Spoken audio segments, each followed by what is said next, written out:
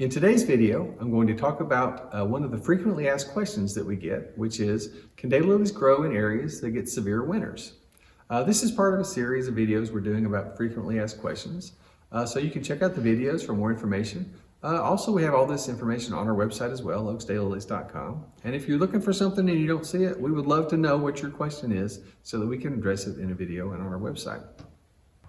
So, can daylilies grow in an area that gets severe winters? And the answer is yes. Most daylilies will grow just fine in an area that gets severe winters. And by severe, we mean very cold temperatures. That's normally not an issue, particularly if it's an area that gets a lot of snow. Snow is a good thing because it acts as insulation for your plants. Probably some of the more challenging areas are areas that get cold temperatures but don't get as much snow cover. Which can be the case here where we are in East Tennessee. We'll oftentimes have temperatures in single digits over the winter, and we don't get a lot of snow. So I think that's probably makes our area a good testing ground for hardiness for daylilies. One of the other challenges that we can get here in our area is when the temperatures get super cold and then warm up again. Oftentimes we'll have up in the 60s, even 70s in February. And then it'll go back down into the teens or colder. So you get that up and down. They grow, they get nipped back. So we have a lot of experience growing daylilies in an area that does get severe winters. So the stuff we grow, we feel like we're pretty confident it's going to do well wherever you are if you've got severe weather.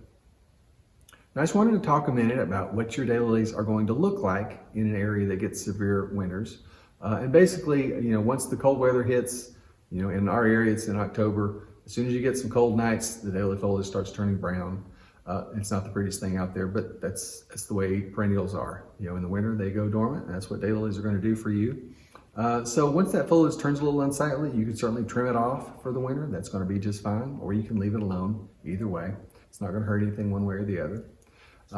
I would mention too that daylilies can be listed as dormants, evergreens, or semi-evergreens. And if you live in an area that does get a severe winter, all of your daylilies, regardless of whether they're dormants, evergreens, or semi-evergreens, are going to get bit back over the winter. So you're not going to get foliage through the winter on a semi-evergreen or evergreen. It's going to get frozen back to the ground.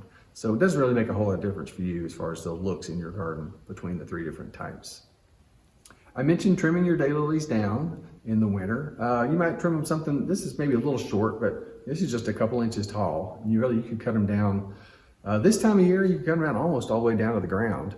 But you might leave a couple inches on there. Just when you do it, you'll see what looks right on there. But they're going dormant. They're not using that foliage for anything, so you can cut it off.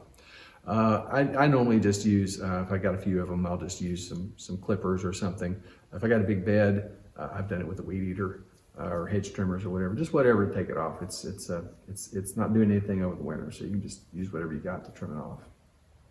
Now, if you've got daylilies planted in containers, you will need to take extra care over the winter because daylilies can definitely freeze and potentially die in containers. Now, we did a whole video on that. The link to that is in the comments below. You might want to check that out. But just be aware that if your daylilies are planted in containers, you will have to give them some extra protection over the winter. And lastly, I'll just mention that if you live in an area that doesn't have severe winters, you absolutely can grow daylilies as well.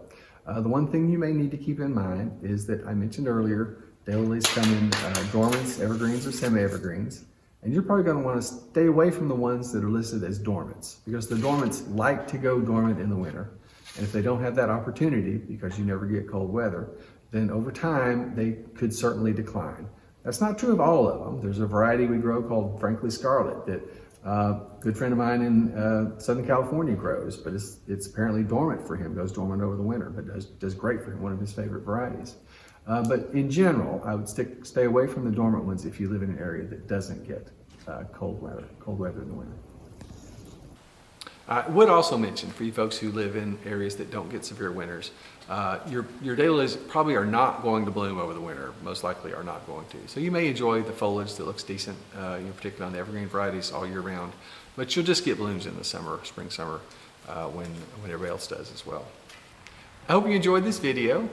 We have grown daylilies for a long time now, and we certainly love daylilies. It's why we got into it. It was a hobby that got out of control. So we always like to talk about daylilies. If you've got any questions or would just like to share what's going on with you, we'd love to hear about it. You can see all our contact information on our website or certainly put it in the comments below.